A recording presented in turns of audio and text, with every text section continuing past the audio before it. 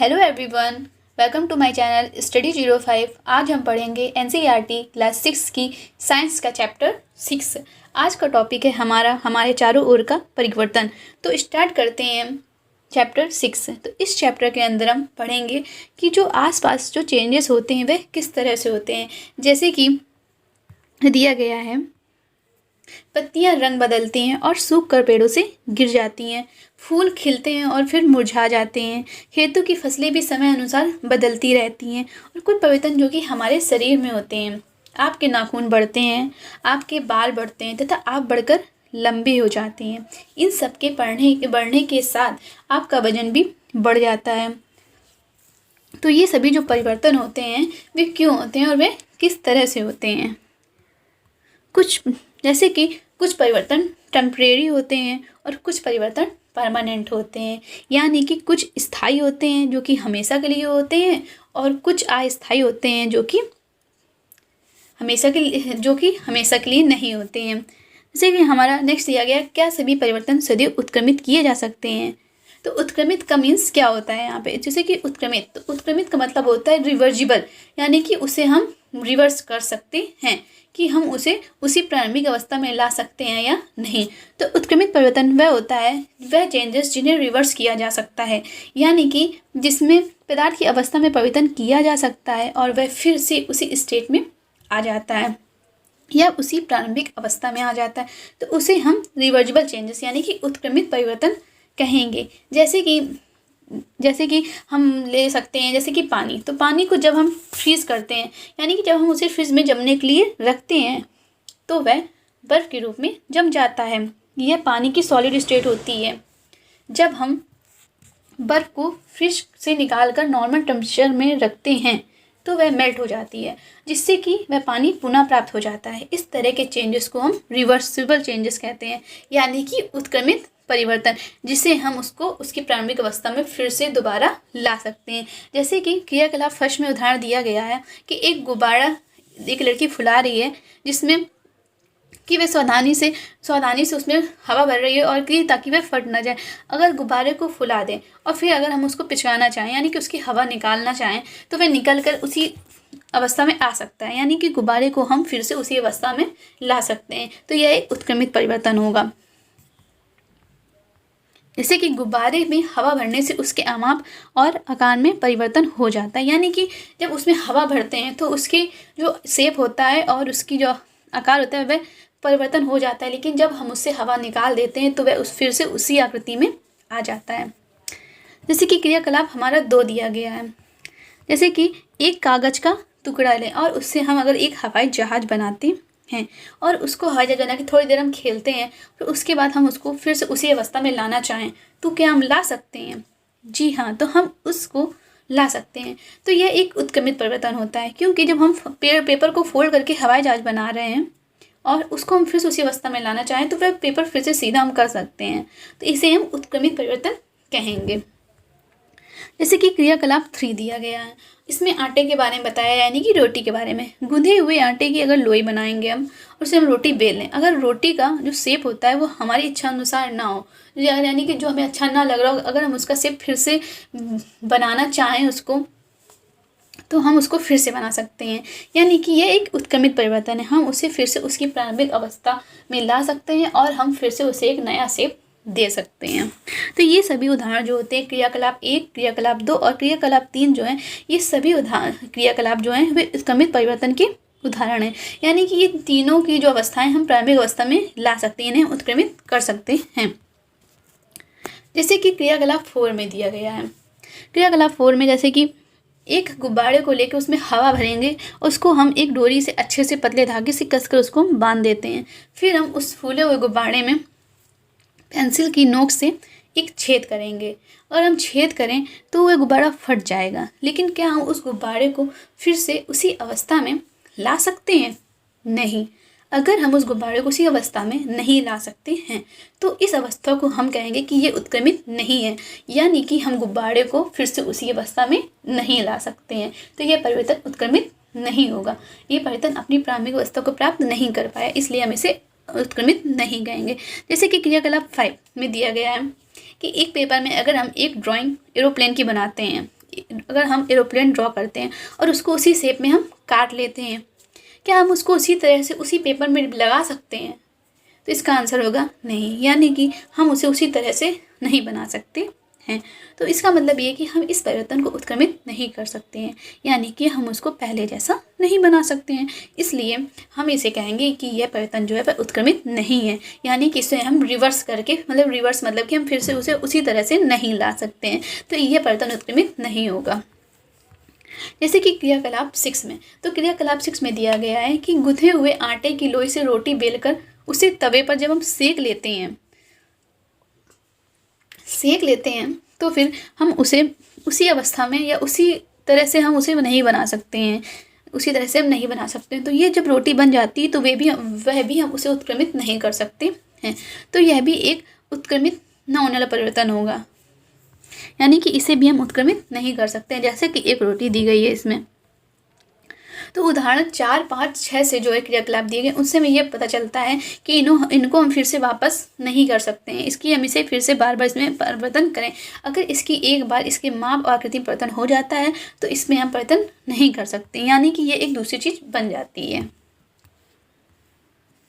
जैसे कि सारणी में कुछ समान परिवर्तन दिए गए हैं, तो हमें इसमें यस या नो करके भरना है, यानी कि हाँ और नहीं करके बताना है कि इसमें उत्क्रमित किया जा सकता है और या नहीं। तो चलिए हम इस सारणी को फिल करते हैं। कच्चे अंडे से उबला हुआ अंडा, तो क्या हम कच्चे अंडे से उबला हुआ अंडा प्राप्त कर सकते हैं? तो कच्चे अंडे को अगर हम एक बार उबाल लेते हैं तो हमें उबला हुआ अंडा प्राप्त नहीं हो सकता है, तो जी नहीं, इसका आंसर होगा नहीं। गाढ़े घोल से इडली, तो गाढ़े घोल से अगर हमें इडली प्राप्त करनी हो तो क्या हम प्राप्त कर सकते हैं? तो गाढ़े घोल से इडली तो हम प्राप्त कर नहीं, गाढ़े घोल से इडली प्राप्त कर लेंगे, लेकिन इडली से गाढ़ा घोल हम प्राप्त नहीं कर सकते, तो इसका आंसर होगा नहीं, यानी कि ये उत्क्रमित परिवर्तन नहीं होगा। गीले कपड़े से सूखे कपड़े, तो गीले कपड़े से हम सूखे कपड़े और सूखे से हम गीले कर सकते हैं, तो इसे हम उत्क्रमित परिवर्तन में कहेंगे। ऊन के धागे से बुना हुआ स्वेटर, यानी कि यह एक उत्क्रमित परिवर्तन है, इसे हम फिर से ऊन के धागे को जब बिनते हैं, बुनकर हम उसको फिर से हम उसी फॉर्म में ला सकते हैं, उसी प्रारंभिक अवस्था की तरीके हम उसे उधेड़ कर स्वेटर को हम फिर उसको सही कर सकते हैं, तो इसे यह एक उत्क्रमित परिवर्तन होगा। अनाज से बनाया गया आटा, तो अनाज से बनाया गया आटे में हम उसको फिर उसी फॉर्म में या उसी अवस्था में नहीं ला सकते हैं अनाज को, तो यह एक उत्क्रमित परिवर्तन नहीं होगा। ठंडे दूध से गर्म दूध, तो ठंडे दूध को हम गर्म दूध करते हैं और गर्म को हम ठंडा कर सकते हैं, तो ये एक उत्क्रमित परिवर्तन होगा। सीधी डोरी से कुंडलित डोरी, तो ये भी उत्क्रमित परिवर्तन होगा। कली से फूल, यानी कि कली से फूल बन जाने पर हम फूल को फिर से हम कली में नहीं ला सकते हैं, तो ये भी उत्क्रमित नहीं होगा, यानी कि हम उसे फिर से प्रारंभिक अवस्था में नहीं ला सकते हैं। दूध से पनीर, दूध से पनीर भी एक उत्क्रमित परिवर्तन नहीं है। गाय के गोबर से गैस, तो ये भी एक उत्क्रमित परिवर्तन नहीं है। खिंचे रबड़ बैंड से समान साइज का रबड़ बैंड, तो ये एक उत्क्रमित परिवर्तन है। जमी हुई आइसक्रीम से पिघली हुई आइसक्रीम, तो ये भी एक उत्क्रमित परिवर्तन है, यानी कि उत्क्रमित परिवर्तन का मतलब यह होता है कि वह परिवर्तन जिन्हें हम प्रारंभिक अवस्था में ला सकते हैं, जिन्हें हम चेंज तो करें, यानी कि चेंजेस तो करें कि उसमें उसकी अवस्था में परिवर्तन कर रहे हैं, जैसे कि पानी को गर्म कर रहे हैं, बर्फ बना रहे हैं, तो उसको हम लेकिन फिर उसी अवस्था में दोबारा फिर से हम ला सकते हैं, फिर से हम उसी अवस्था में ले जा सकते हैं, तो इसे हम कहते हैं उत्क्रमित परिवर्तन, यानी कि जिसे हम चेंजेस करके फिर हम उसे उसकी प्रारंभिक अवस्था में ला सकते हैं, तो उसे हम कहेंगे उत्क्रमित परिवर्तन। क्या परिवर्तन करने के अन्य तरीके भी हो सकते हैं? तो जी हाँ, तो परिवर्तन करने के अन्य और भी 2 तरीके हो सकते हैं, यानी कि हम चीज़ों में और भी 2 तरीकों से परिवर्तन कर सकते हैं, जैसे कि वृद्धि यानी प्रसार करके, और सिकुड़न यानी कि संकुचन द्वारा यानी कि उसमें उसके आकार को कम करके हम उसमें परिवर्तन कर सकते हैं। जैसे कि आपने एक कुल्हाड़ी देखी होगी, जैसे कि इसमें कुल्हाड़ी दिखाई गई है और एक हैमर यानी कि हथौड़ा देखा होगा आपने, हथौड़ा भी देखा होगा, तो उसमें जो लकड़ी फिट होती है तो वो आखिर वो कैसे फिट होती है? क्योंकि लकड़ी जो होती है वो उससे थोड़ी सी बड़ी रखी जाती है, हल्की से जो उसका शेप होता है तो वह थोड़ी सी मोटा होता है, तो उसे हम कैसे फिट करते हैं लकड़ी पे? तो बेसिकली हम करते ये हैं कि उस वाले पोर्शन को हीट कर दिया जाता है, जो हथौड़ा बनाते हैं तो उस वाले पोर्शन जहाँ पे लकड़ी को फिट करनी होती है तो उसे उस वाले पोर्शन को हम गर्म कर देते हैं। तो हीट कर देते हैं मतलब कि जहाँ पर हमें लकड़ी को फिट करना होता है, जब वह हीट होता है तो वह उसमें उस जगह में वृद्धि हो जाती है, यानी कि वह एक्सपेंड हो जाता है, फैल जाता है, खुल जाता है, उसमें और जगह बन जाती है। तो उस टाइम जो हैमर हथौड़े को बना रहे होते हैं तो उस टाइम लकड़ी को वहाँ पर फिट कर देते हैं। थोड़ी देर के लिए उसे ठंडा होने के लिए रख देते हैं, या तो फिर उसे हम पानी में डाल देते हैं अगर हम जल्दी चाहिए होता है तो हम उसे ठंडा होने रख देते हैं, या हमें तुरंत जहाँ करना है तो हम उसको पानी में डाल के उसे ठंडा कर लेते हैं। तो वह जो होता है वह उसको लकड़ी को कस के पकड़ लेता है, यानी कि उसे ग्रिप कर लेता है, उस शेप में सेट हो जाता है, सेटल्ड हो जाता है वो लकड़ी जो होती है उसमें, और अच्छे से ग्रिप कर लेता है जिससे कि लकड़ी उस वहाँ पर फिट हो जाती है।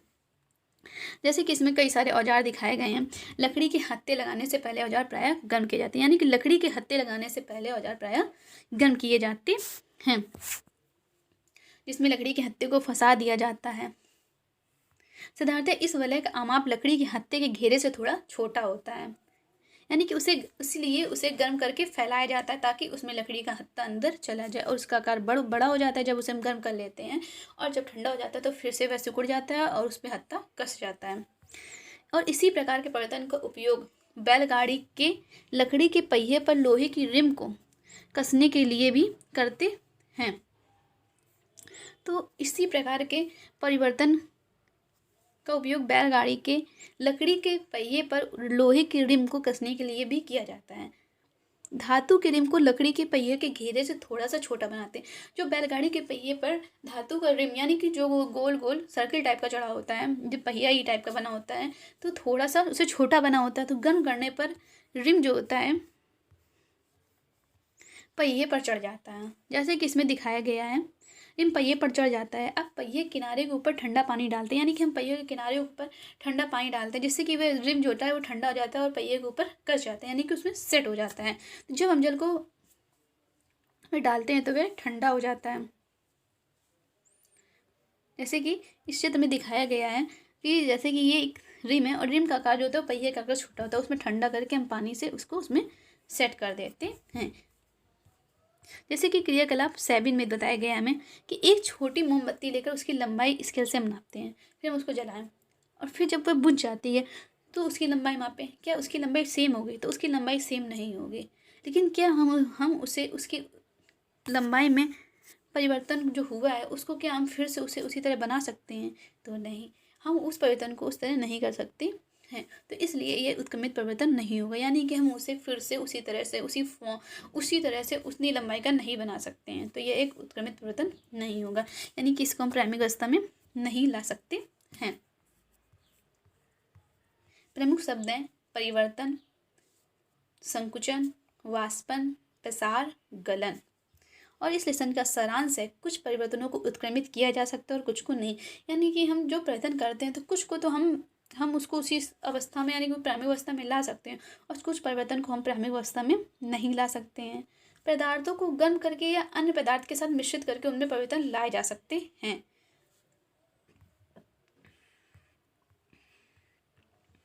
तो हम अपनी एक्सरसाइज देख लेते हैं। क्वेश्चन नंबर फर्स्ट, जब आप जलमग्न इलाके में घूमते हैं तो अपनी पोशाक को मुड़कर उसकी लंबाई कम कर लेते हैं। क्या इस परिवर्तन को उत्क्रमित किया जा सकता है?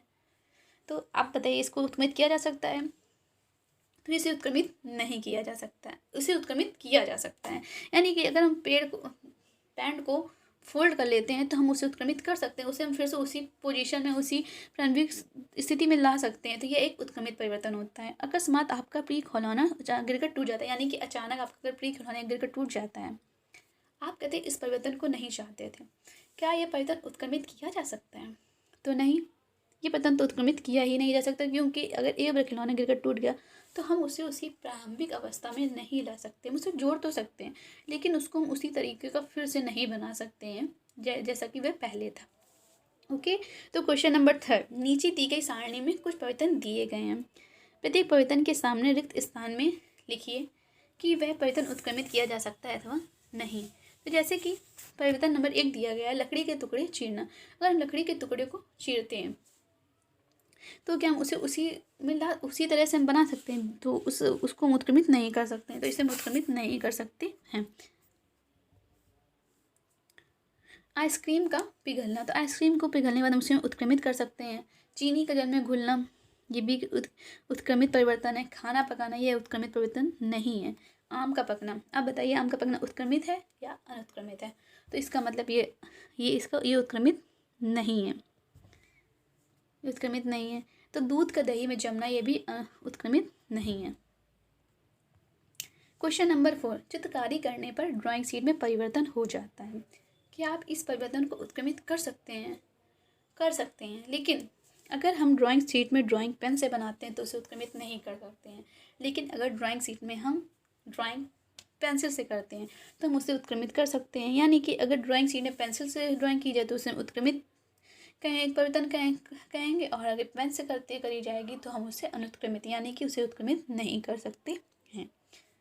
क्वेश्चन नंबर 5, उदाहरण देकर उत्क्रमित किए जाने वाले तथा उत्क्रमित न किए जाने वाले परिवर्तनों में अंतर स्पष्ट कीजिए। उत्क्रमित किए जाने वाले परिवर्तन जैसे कि पानी को गर्म करना, तो हम उसे फिर से ठंडा कर सकते हैं, उसी तरह ला सकते हैं। पानी से बर्फ़ जमना, उसे हम फिर से उसी पोजीशन में ला सकते हैं। और जैसे कि पेपर से किसी खिलौने को बनाना, जैसे कि एरोप्लेन वगैरह बनाना, तो हम उसे फिर से उसी प्रारंभिक अवस्था में पेपर को ला सकते हैं।